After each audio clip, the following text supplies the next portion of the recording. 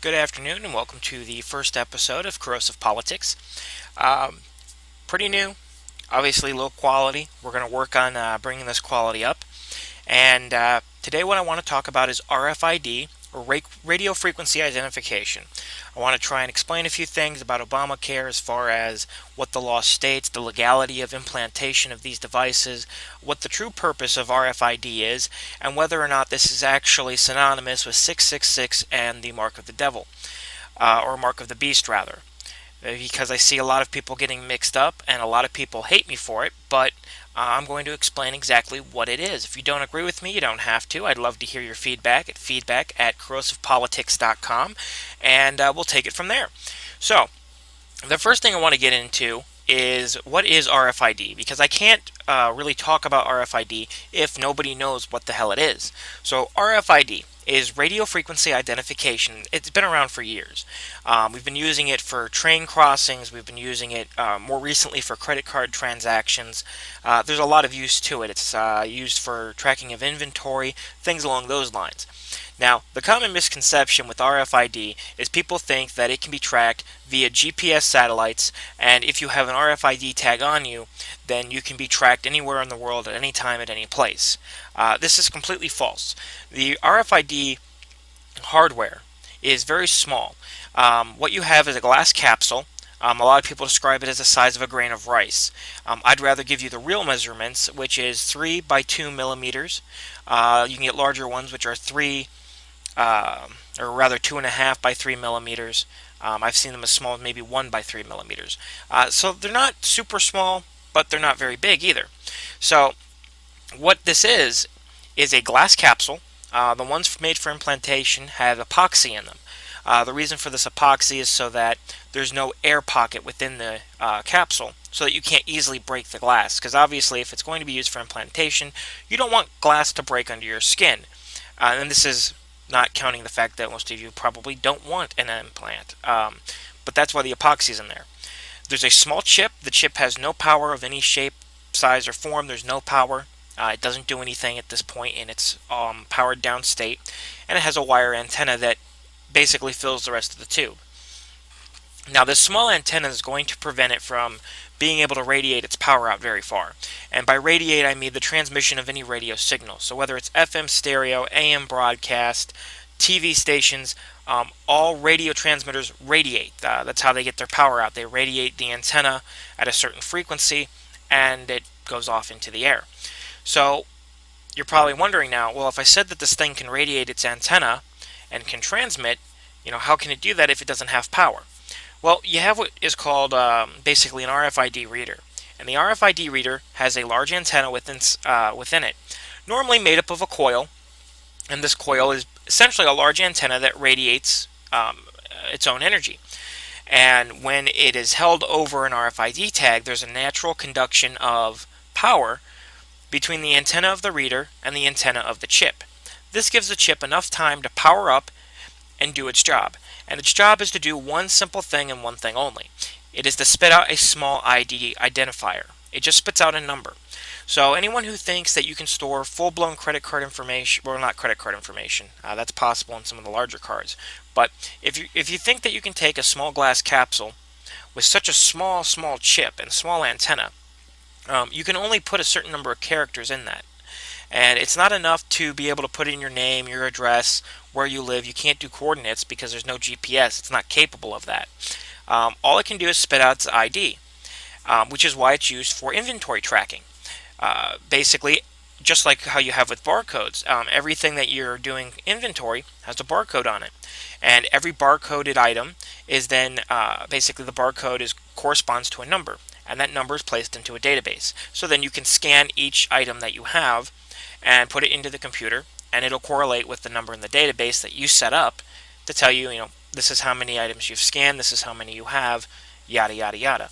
Then when you're selling that item, every time you ring it up, it deducts one from your inventory because that barcode corresponds to the number that was placed in your database.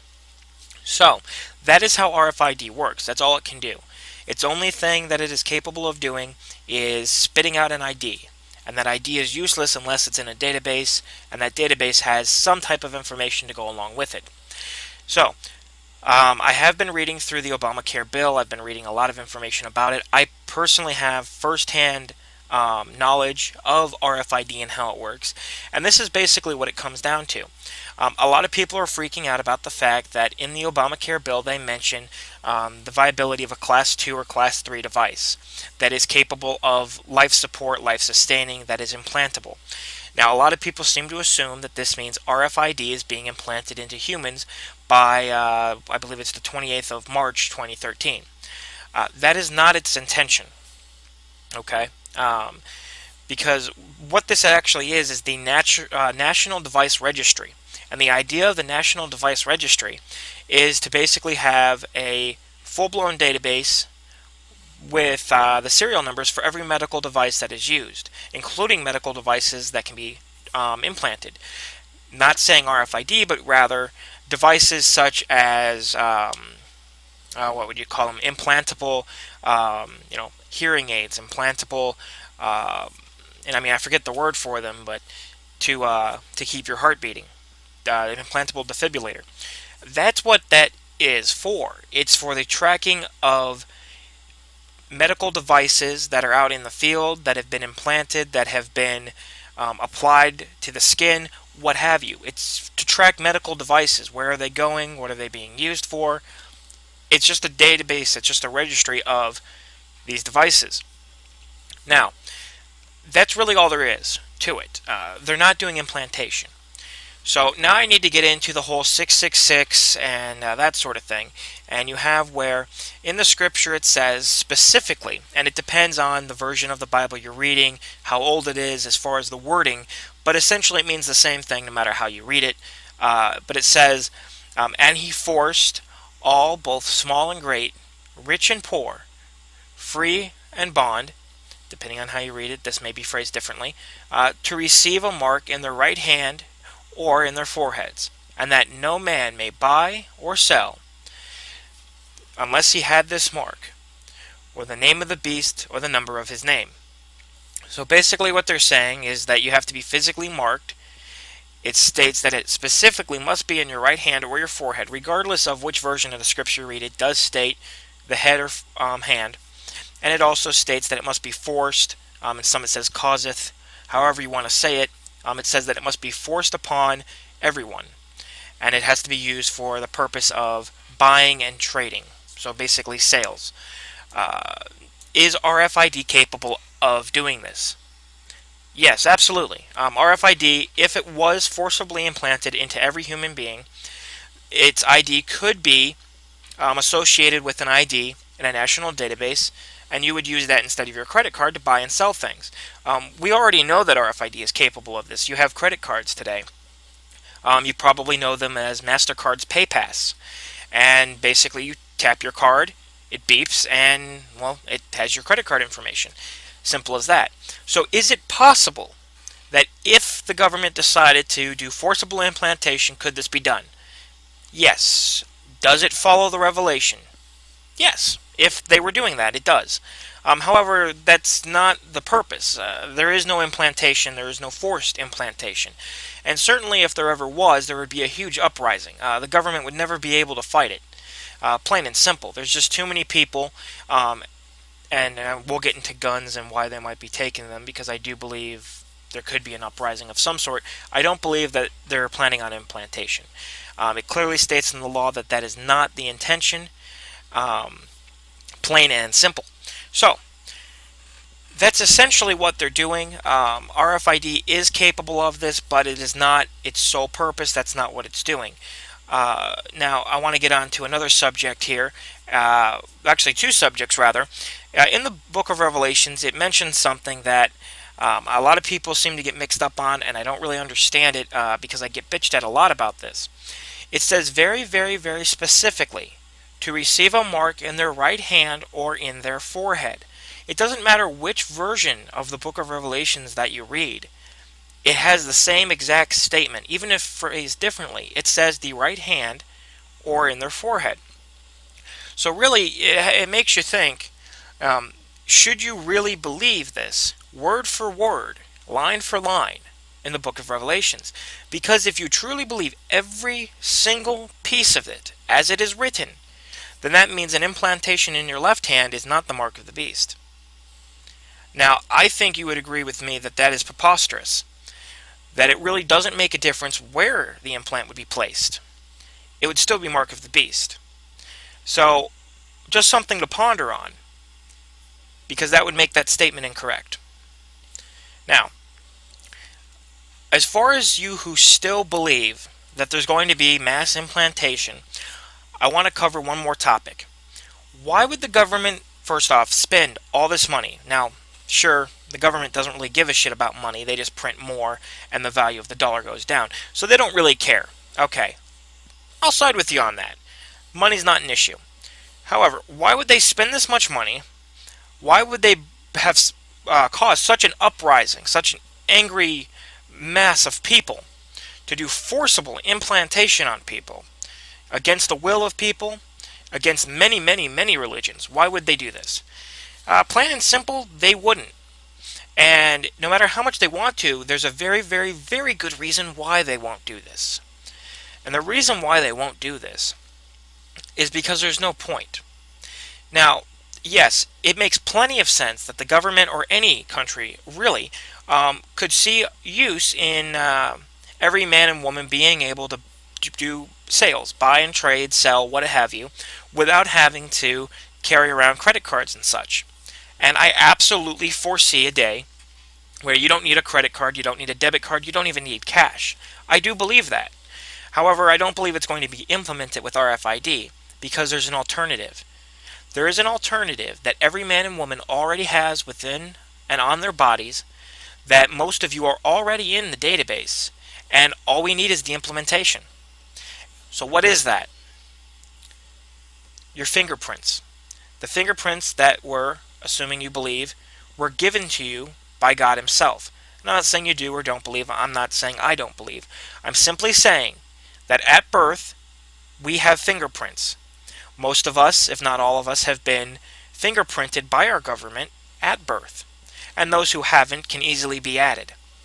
So what am I getting at here?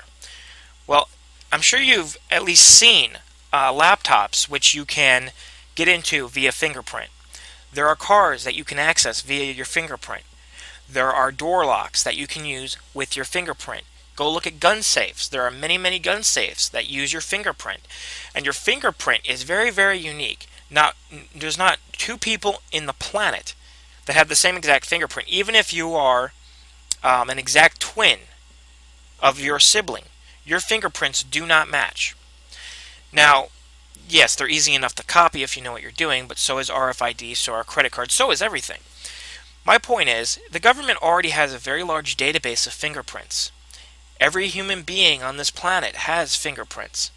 Now, you could remove your fingerprints. Depending on how well you burn them off, they could grow back, so they don't really worry about that too much. And, well, you could remove an RFID tag. Most of them are implanted just under the skin. At the most, they're implanted in the muscle tissue. But it would be ridiculous to think that somebody wouldn't be willing to dig it out. Because I know, especially those who are truly religious and believe in the mark of the beast, would have no problem digging something into their arm to rip that out. And again, if it's going to be, as it states, word for word, it'll be in your hand or your forehead, which means it's going to be directly under the skin. Very, very, very easy to remove. A scalpel, whatever, small incision, and you push it out. It really is that simple. Now, if they were going to do this implantation, they'd probably use anti-migration, which basically causes it to bond with the skin.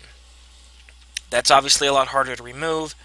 It can be done. You're probably going to need a skin graft for that area, but it can be done. There's a lot of people freaking out that RFID has been finally approved by the FDA for use in humans. That's really not a big deal. And the reason why it's not a big deal, first off, RFID has been approved by the FDA for many, many years for implantation. Except rather than implanting within a human, they implant these chips within animals.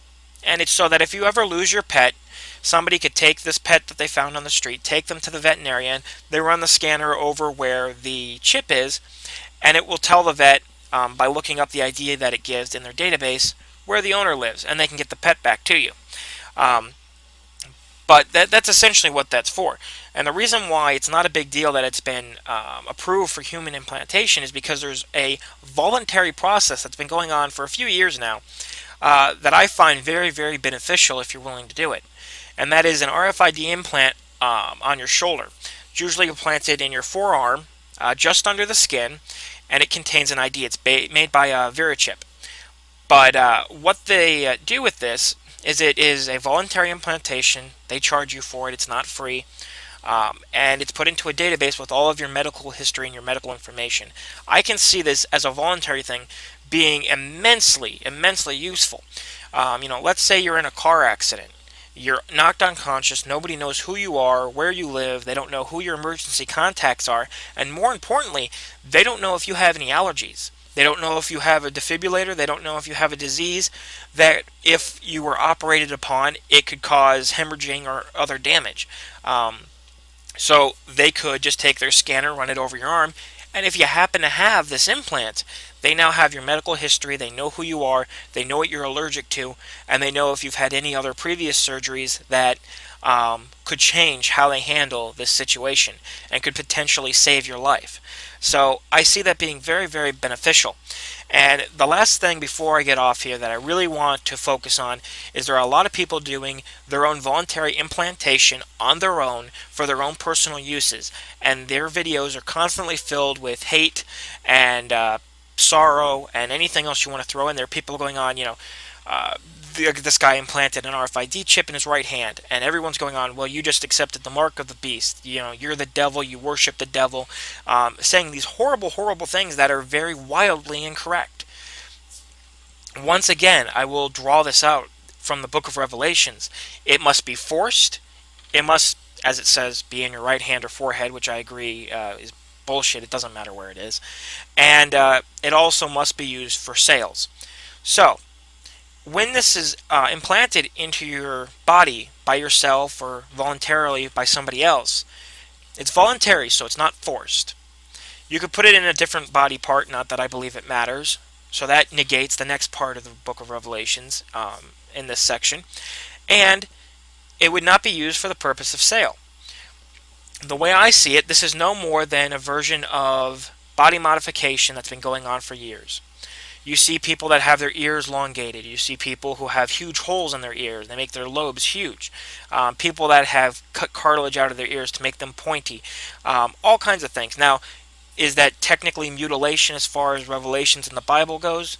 Sure. I haven't really looked into that part much because personally I don't care. I believe, there are people who believe that your body is a sanctuary, that it is, a pure place and it should not be modified. But if you really want to believe that strongly in it, then that means it's also a sin to go into surgery to save your life. So I don't agree with that. If you want to modify your body in any way, shape, or form, if you're willing to take that risk, then that's your purpose. That's what you want to do. That's your own choice. You see people who have their tongues split.